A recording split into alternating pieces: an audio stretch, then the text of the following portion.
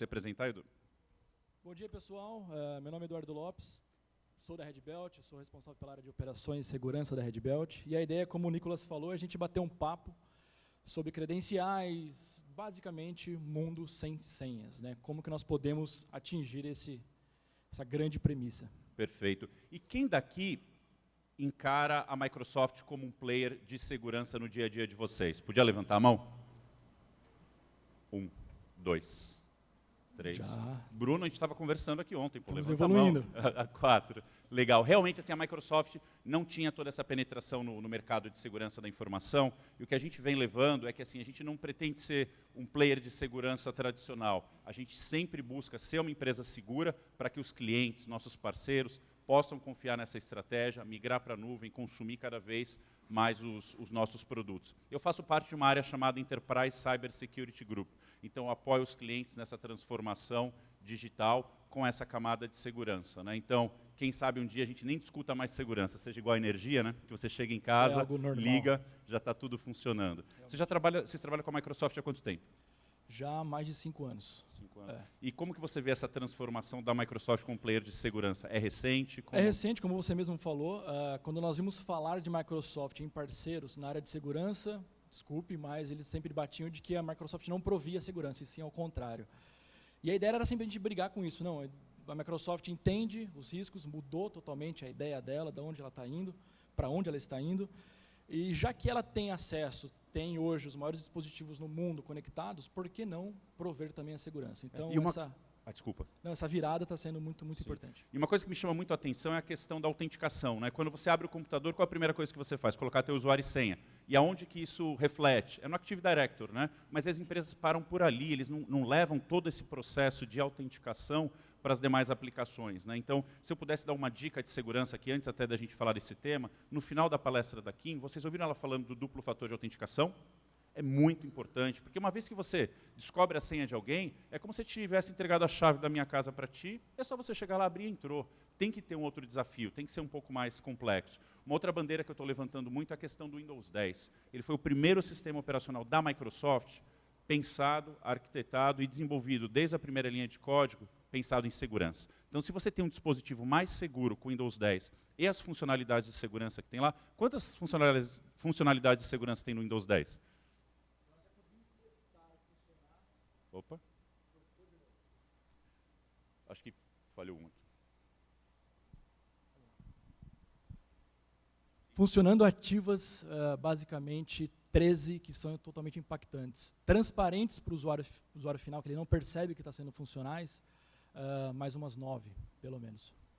Então, assim, dispositivo seguro, Windows 10, funcionalidades de segurança rodando, duplo fator de autenticação, enforcement. O usuário não tem mais que querer aplicar patch de segurança ou não. A gente tem que colocar esses patches aplicados instantaneamente. Servidor é um pouco mais difícil, né? Tem a parte do change management e tudo mais. Por quê?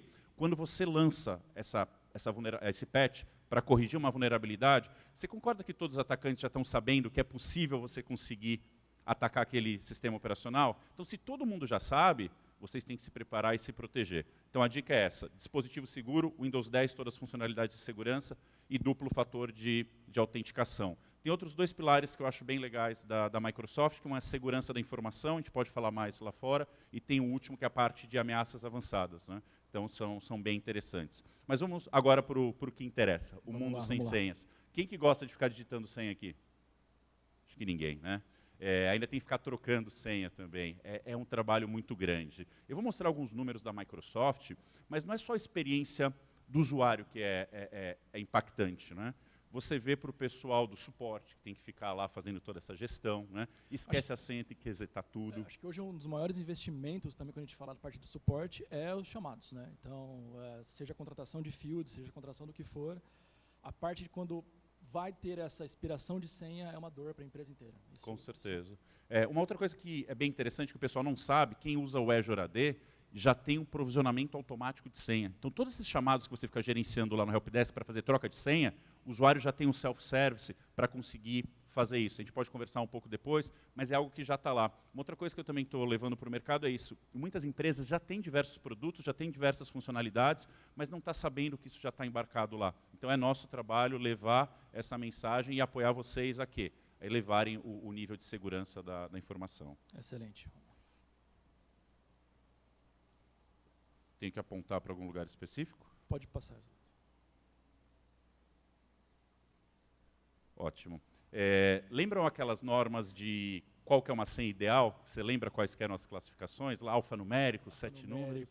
No mínimo 8 números, letra alta, caixas especiais e daí em diante. Maiúscula, minúscula e tudo, né? É bem complicado. Quantas senhas a gente tem hoje? 10, 20, 30, né? Isso no lado corporativo, tem o lado pessoal ainda. Fora aquela, todo mundo sabe, dos últimos vazamentos, e aquilo que vem ocorrendo, né, constantemente, com vazamento de credenciais e daí em diante. E qual que é o impacto de um vazamento, exemplo de um Dropbox, de um LinkedIn com a sua empresa, com o seu mundo corporativo? Nada mais do que a utilização das mesmas senhas ou até mesmo as mesmas credenciais. Então, com esse impacto, cada vez mais senhas, mais credenciais, isso fica algo impossível de gerenciar, né, se você não tiver um cofre de senha, algo do tipo. Ou o que é normal para todo mundo é o quê? Fazer variantes, né? Então, Nicolas@2018, vamos mudar para Nicolas@2017. E por aí vai.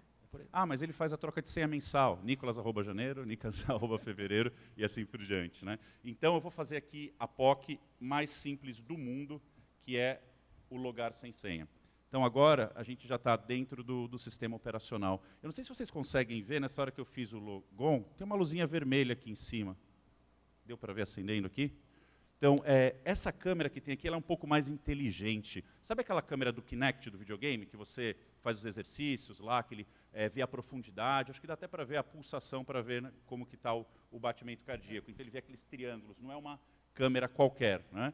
Não é todo dispositivo que tem ela. Mas se você não tem esse tipo de câmera, pode ser a impressão digital. Sabe no teclado, que você pode colocar lá? E depois a gente explica como funciona. Você ia falar alguma coisa? Inclusive até na DEFCON, né, eles apresentaram um bypass de câmeras quando ele fazia apenas por imagem. Então, uma impressão de uma foto foi possível fazer esse bypass. A diferença dessas câmeras que são aceitas pelo Windows Hello é exatamente isso, né? Que você faz profundidade, faz outras formas de comparações por algoritmo que não consegue fazer esse bypass tão simplesmente. E se eu tiver um computador mais antigo, o que dá para a gente fazer? Mais antigo, nós trouxemos, depois a gente mostra ali no stand também, tá? É simplesmente um leitor de digital. Simples, pequeno, não precisa adaptar nada mais na máquina, tá? A gente mostra funcionando, vamos lá. Então você pega, conecta aqui na tua entrada USB, e aí, em vez de fazer o facial, você coloca o dedo aqui na lateral, e ele já faz a leitura, né? Para os celulares que têm a leitura digital, sabe quando você faz aquela calibragem? Seria o mesmo processo que você faria nesse dispositivo para conseguir ter a tua digital lá. E eu estava na RSA. Quem foi na RSA esse ano aqui? Teve alguém que foi? Não. Eu tinha uma pessoa lá que estava comentando que o desafio da biometria a gente tem 10 dedos, 2 olhos e uma cara, né? Então, se vazar essa biometria, né, seria um desafio, né? Você não vai poder usar um dos dedos. Mas quando a gente fala de biometria dentro desses nossos dispositivos, não é que você grava de uma vez só. Aí que está a diferença, Nick. Tá. Todas essas soluções de Windows Hello, Microsoft, eles exigem que tenha um chip TPM, né? O que é basicamente esse chip TPM? E por que o Windows Hello? Com o Windows Hello eu vou estar apenas agilizando a minha troca de senha ou talvez não precisando mais de senha? Não, a ideia não é essa. A ideia é que também com o Windows Hello você mantém a criptografia do seu digital ou o que for no chip, de forma de firmware, né? Então, assim, você não tem mais essas credenciais trafegando na sua rede. Elas são trafegadas como daqui em diante? Por credenciais, por certificados de segurança. Sim, chave pública, chave privada. Pública, chave privada e daí em diante. Tá? Então, sim, você não vai ter mais uma senha e um protocolo específico trafegando. Vou pegar esse protocolo, tentar fazer um brute force, daí em diante conseguir. Não existe mais isso. Com certeza. Para quem é mais técnico, tinha um softwarezinho chamado, acho que era Mimikatz, né? Que você conseguia facilmente, nessa sistema operacional, roubar o hash da senha. Golden Ticket, Pass the Ticket e outros ataques. Exato. Aí você anda lateralmente na rede, acessa os sistemas, rouba os dados e vaza. Então, com essa questão do Windows Hello, biometria e esse chip TPM, você deixa a vida do atacante muito mais difícil. Que é uma coisa que a gente está levando para o mercado, né? É como se fosse um ROI. Quanto mais difícil for para o atacante, mais ele vai para outro lugar, né? A gente não precisa correr mais que o leão, né? Só preciso correr mais que o Edu, porque daí o leão cuida dele e eu já estou lá na frente, mais ou menos isso, né? Então, foi em agosto de 2017, quem tinha feito toda aquela definição do padrão complexo de senhas, ele mesmo já falou assim, gente, não está dando certo, não é isso que está impedindo o atacante de ter sucesso, né? Excelente, até um ponto. Hoje você vai falar de política de segurança. A primeira coisa que implementam, eu estou falando realmente de política de GPO e daí em diante, é o quê? Política de senha. Né? Então, eu vou exigir uma senha complexa no meu ambiente e vou exigir também que essa senha seja trocada a cada 45, 60 dias.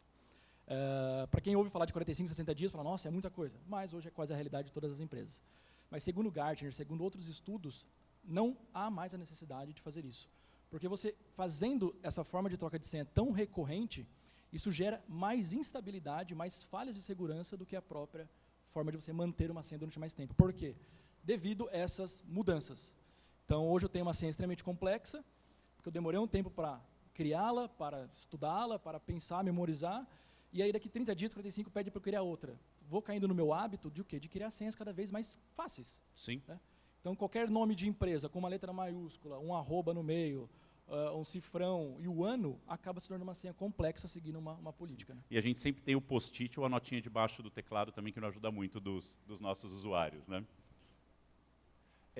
Vocês já viram algum desses sites? Deixa eu explicar como que funciona. Aquele lá da lateral direita para vocês é um site que você coloca uma senha e ele mostra o quão difícil seria, quanto tempo um atacante levaria para quebrar essa senha, né? Mas aquela brutal force, sabe, de você ficar tentando várias vezes, né? Então, eu coloquei lá a primeira senha, era só Nicolas, né? O N estava maiúsculo, 5 segundos. Depois eu coloquei Nicolas arroba, 22 minutos, né? Nicolas arroba, 2018, 3 milhões de anos. Mas o que eu quero dizer? Isso não é uma realidade. Por quê? Os atacantes usam muito de engenharia social. Eu tenho Facebook, tenho LinkedIn e tudo mais. A partir do momento que ele entendeu o meu padrão de criar senha complexa, você concorda que em 2019 ele já vai saber qual é a minha senha? Já vai estar lá. Então as pessoas fazem muito isso, né? Microsoft @janeiro, Microsoft @fevereiro. O que ele quer dizer? Ele vai vendo o padrão humano de gerar a senha e acaba hackeando socialmente, né? Exatamente, exatamente. O I Have Been Pwned, basicamente, qual que é o intuito dele, né? Todos esses vazamentos de base de dados que vêm ocorrendo, tá, diariamente, é claro que ele não tem tão atualizado, mas ele acaba recebendo essas bases, né, ele mesmo acaba capturando, ele tem isso em um repositório, onde você simplesmente digita seu e-mail ali, seja pessoal ou corporativo, ele te informa se aquele e-mail já foi vazado com alguma senha em clear text, ou seja, que você consiga visualizar. E o da direita, que o Nicolas ali testou, qual é o padrão de 5 segundos, 22 minutos?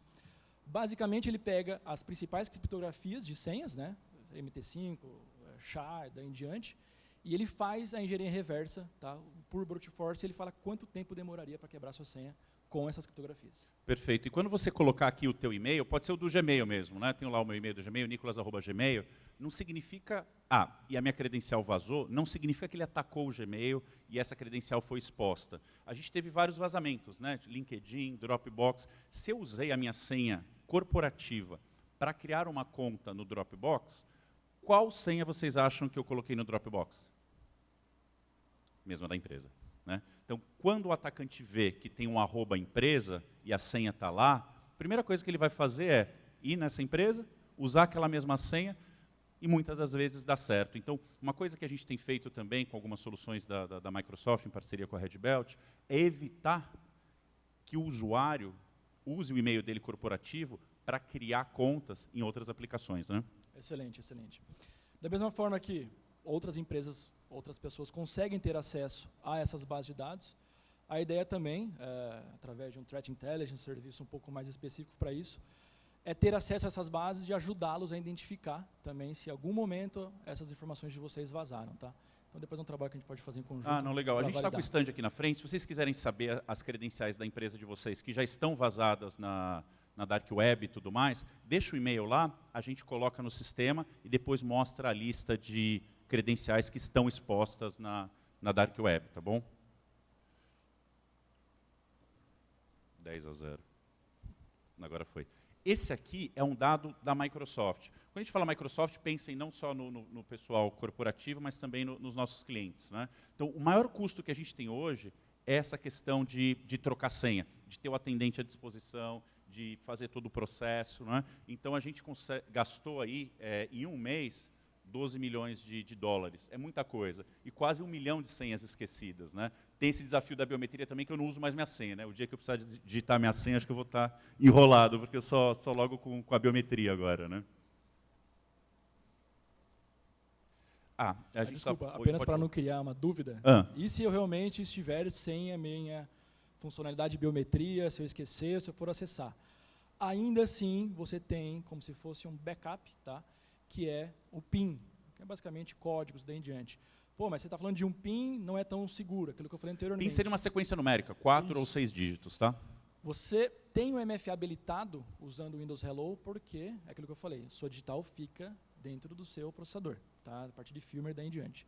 Quando você esquece essa senha e está usando em outro processador, em outra máquina e daí em diante, você pode optar por habilitar isso ou não, da pessoa realmente ter que digitar a senha, caso ela não esteja com a digital. Exato, porque quando eu fiz eu registrei minha biometria aqui, se Eduardo for fazer o processo dele aqui, não funciona, né? Esse aqui é o meu dispositivo com a minha biometria. Excelente. Então a gente está falando da importância do duplo fator de autenticação. Acho que eu vou até pular um. Que mostra. Isso. Qual que é o desafio do duplo fator de autenticação? Lembra que a gente usava aqueles tokens físicos, né, no banco também? Você tinha que ficar trocando ele expirava a semente. É muito trabalhoso. A gente sabe da importância de colocar o duplo fator de autenticação, mas a gente não quer mudar a experiência do usuário. A gente lançou um negócio que é muito legal também, chamado acesso condicional. Se eu estou dentro da empresa, estou numa rede conhecida, será que eu preciso colocar o duplo fator de autenticação? Não, você já está num ambiente mais controlado. Mas se eu estou aqui no Santos Dumont, debaixo de uma rede pública, né, e meu computador está com malware, será que eu vou deixar esse cara ingressar no meu ambiente? Não, eu vou bloquear. Ou, de repente, você viu que essa senha dele, o usuário, vazou na internet. Eu não vou só bloquear o acesso dele remoto, mas eu também vou forçar ele resetar a senha. Eu estou aqui no Rio, alguém logou de São Paulo, opa, tem alguma coisa estranha. Então, esse acesso condicional baseado em várias coisas, em risco, em viagem impossível, excelente, é algo que a gente está implementando. Você lembra de algum outro caso legal dessa questão do duplo fator? Eu acho que um caso principal é quando a gente fala de duplo fator de autenticação, isso acaba sendo muito doloroso para o usuário final, né? Vou ter que digitar minha senha, mais um SMS, mais um authenticator ou algo do tipo. Como que eu vou fazer para garantir o MFA para usuários não sofrerem tanto? Simples. Entendo de onde ele loga, entendo quais são as redes que ele loga, quais são os dispositivos confiáveis. Saiu disso daí, exija o MFA. Então, basicamente, dentro da companhia, não precisa. Saiu da companhia, foi para a casa dele, algo do tipo, você consegue fazer esse tipo de configuração. Tem uma outra coisa que a gente vai lançar agora também para o corporativo, acho que já está até lançado, eu não sei. Quem usa Hotmail aqui? Alguém tem Hotmail? Vocês já viram aquela funcionalidade que, vamos supor, você está no cybercafé, você digita lá o teu e-mail, em vez de você digitar a senha, porque você não sabe se tem um keylogger, se aquele computador está comprometido, você pede para enviar para o autenticador habilitar? Então imagina, você chegou lá no cybercafé, digitou o teu e-mail, o teu usuário, e pediu para ele autenticar através do quê? Do teu dispositivo. Então eu vou lá, coloco a minha digital, logo no dispositivo e aprovo aquela autenticação. Então, é mais uma maneira elegante de você não usar senha, mesmo estando em outro dispositivo. Excelente. 10-0. Tá difícil. Gente, ninguém merece bonito. Um cara com um crachá desse autenticando na máquina, né? Então, foi quando eu entrei na Microsoft, aí o compliance falou que eu tinha que cortar aquele cabelo e a barba, né? Mas não dá para você ficar andando com esse crachá desse jeito por aí para colocar um certificado. Não sei se alguém já usou um certificado dentro do crachá da empresa. Alguém já? Um smart card? Não. A gente logava assim na Microsoft. Então, atrás daquele crachá tinha um chipzinho que era o meu duplo fator de autenticação. Mas vai que eu esqueço em casa, né? Não levo para a empresa, acaba sendo um pouco difícil. Celular, acho que ninguém esquece em casa, né? Volta, mas não vai para a empresa sem o celular, né? Então, também, a parte de autenticação por certificado é muito trabalhosa, né? A gestão do certificado. Realmente, isso, tanto o ambiente quanto a manutenção dele, e foi o que você falou, algo físico, né? Algo que você não está acostumado, não está ambientado a levar. Diferente de um celular, onde você consegue habilitar, seja com uma digital ou com um simples SMS que você recebe. Com certeza. Vou voltar aqui. E lógico, né, eu estava revisando a apresentação no último minuto, ainda dei trabalho para eles na ajudar a rever a apresentação, e quando eu estava colocando a apresentação para eles, eu vi que eu tinha colocado uma palavra a mais. Mas acho que ficou até bacana, um mundo sem senhas. Né, um mundo muito, muito distante. Né? Então, é onde a gente consegue chegar. Então, a gente vai falar só um pouquinho como a gente consegue habilitar isso para vocês. E eu vou pedir uma ajuda para o Edu, porque a parte técnica já ficou um pouco no passado.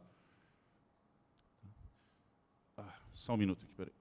Alguém usa o Windows Hello em casa, por acaso? Porque isso está disponível para os computadores de vocês também. Você pode habilitar isso dentro de casa. E tudo isso só foi possível porque tem essa convenção e essa normatização chamada FIDO, F-I-D-O. Tudo que vocês quiserem criar que vai ter uma autenticação via biometria, se você seguir esses padrões, você consegue utilizar o fingerprint do teclado, a câmera, tudo. Então, esse foi o padrão global desenvolvido, seja para qualquer sistema operacional ou qualquer aplicativo. E me conta, a gente estava fazendo esse trabalho para implementar lá na Red Belt o Windows Hello. Qual foi o processo? Foi complexo, não foi? Me explica um pouco. Vamos lá. O mais dolorido, tá? Isso não tem como fugir, é a parte do AD. AD. O AD. Então, da mesma forma, quando nós vamos falar de autenticação com Windows Hello, nós estamos falando do Windows 10. Alguém aqui, todo mundo, maioria, como que está com a parte de compliance com Windows, seja o Windows 8, 10, como que estão? Vocês estão utilizando já o Windows 10? Quem tem o Windows 10 implementado em grande parte do ambiente? Ótimo. Excelente, excelente. Então, assim, não é só a questão de você implementar, porque tem que implementar que vai vencer.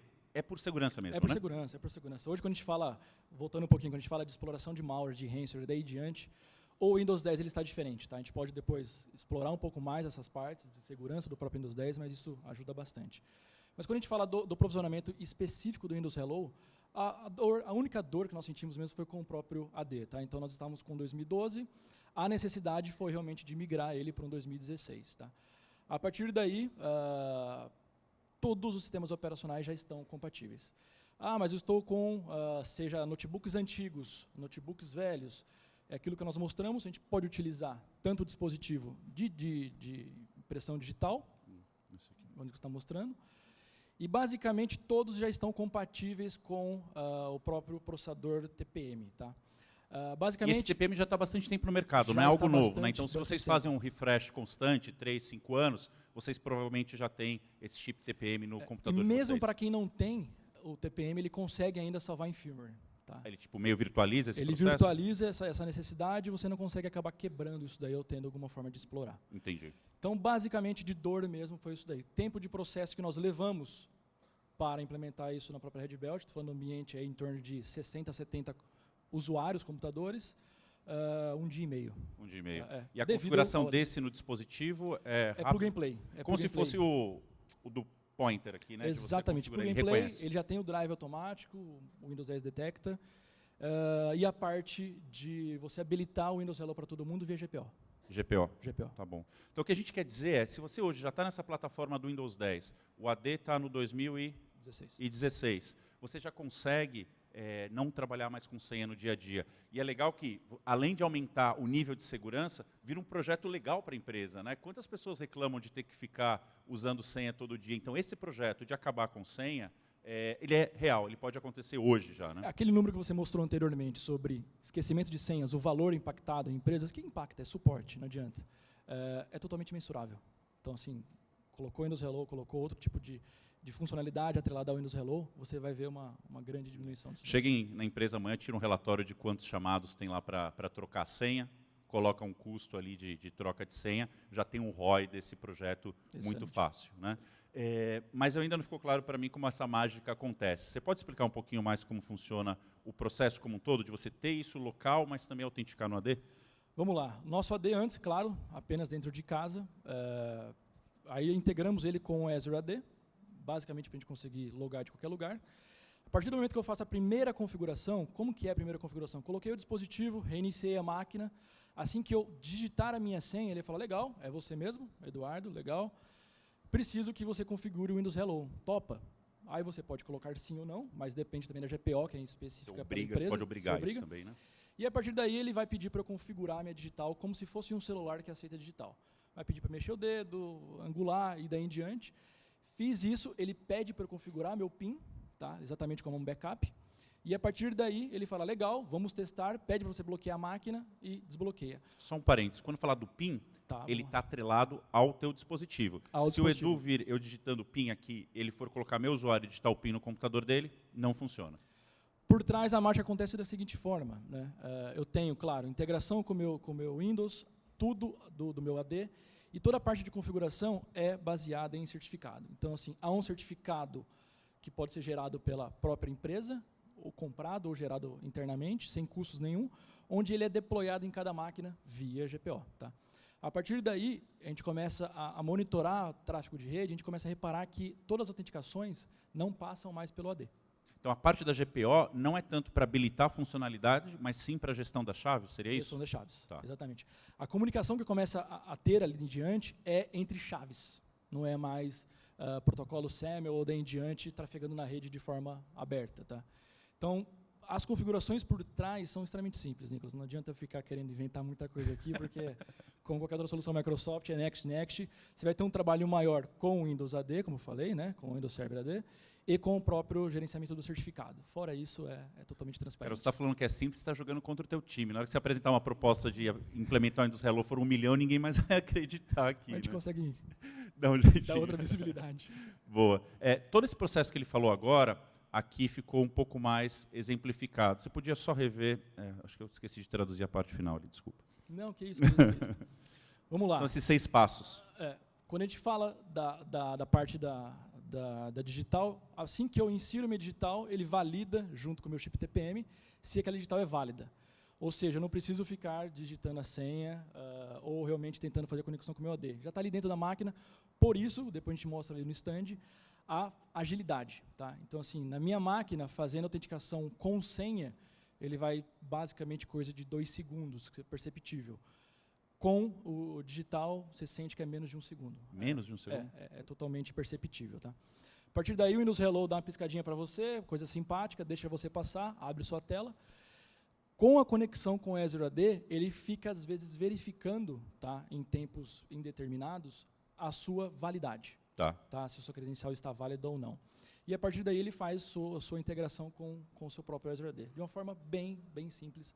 É assim que funciona. Acho que não adianta a gente ficar entrando muito lógico, no técnico, lógico. porque não... E aqui, quando eu usei a câmera, adianta-se colocar uma foto do Nicolas aqui para logar? Não. Inclusive, nós fizemos um teste desses bancos digitais, né, que tem bastante gente utilizando. Tem um deles que pede para você, na hora que você for resetar a senha, você olhar para a face dele, né, para a câmera, e dar uma piscada. Ou, se não for uma piscada, ele pede para você virar o rosto rapidinho, e daí em diante, como se fosse uma confirmação, já que você não pode fazer assim. Sim.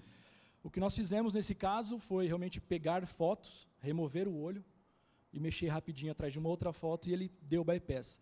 Com essa câmera, com o Windows Hello, ele não possibilita, até você ter câmeras inferiores. É só desses notebooks um pouco mais evoluídos. Sim. Tem um outro conceito que a gente leva também para os administradores de rede, é o PAW, né, aquela estação segura.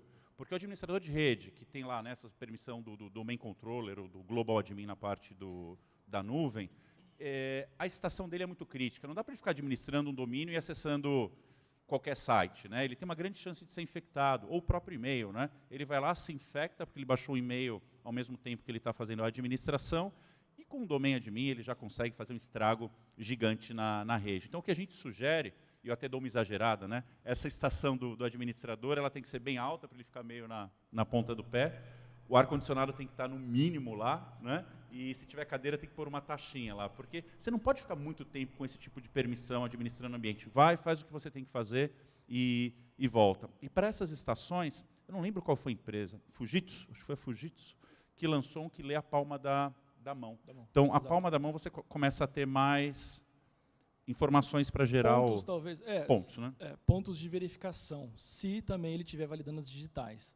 Realmente, se eu pegar uma digital, comparando com a minha palma da mão, tem muito mais pontos, acho que são 10 vezes mais pontos de validação de uma digital do que simplesmente a palma da mão. Mas, realmente, se ele valida todas as digitais juntos, aí é... Com certeza. Então, para essa estação que é mais crítica, né, para esse usuário que tem mais privilégios, essa estação você deixa lá e todo administrador tem que fazer o login com a palma da mão. Né? Perfeito. Se você não conseguir implementar o Windows Hello para todo mundo por algum motivo, implementa para os usuários que têm um acesso mais privilegiado, pessoas chaves da empresa. A experiência vai ser muito legal. Sim. Igual quando a gente fala de segurança da informação, sempre o problema, pelo menos que eu já vi em vários clientes, é como mostrar isso. Geralmente falam que é, às vezes, um trabalho, né, embaixo da terra, trabalho de esgoto, tubulação e daí em diante, porque não é visível. Né? Como você vai conseguir mostrar que talvez um grande incidente foi mensurado antes dele acontecer. Então, como fazer para mostrar uma maior agilidade, uma maior facilidade para o usuário final? Já que a gente pode dar vários círculos E sempre a nossa maior brecha é o usuário final, são Sim, credenciais. sim. Não tem como fugir Essa disso. é uma né? excelente forma. Não, com coisa certeza. Tem muito um impactante. outro caso de sucesso que é bem legal do Windows Hello, que acho que é o do Uber. O motorista lá para começar a trabalhar, ele loga com a face dele, para evitar aquele caso de ter uma outra pessoa trabalhando com o carro e com o acesso ali de um outro condutor. Né? Então essa parte do Windows Hello para o Uber foi um grande case de sucesso também. Sim, realmente. Você lembra de algum outro exemplo legal para compartilhar com eles? Ou ficou muito...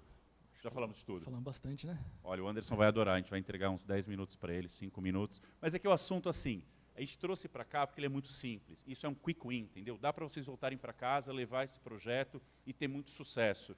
E provavelmente com os contratos que você já tem com a Microsoft, isso já está disponível. Isso. É uma questão realmente de fazer um projeto para estar nas versões corretas e isso já passar a funcionar. Você tem ideia? Não vamos fazer propaganda aqui desse cara, mas quanto que é um negócio desse? Esse cara nós compramos fora, mas nós pagamos em torno de R$150. 150? Achei que era mais 150. barato.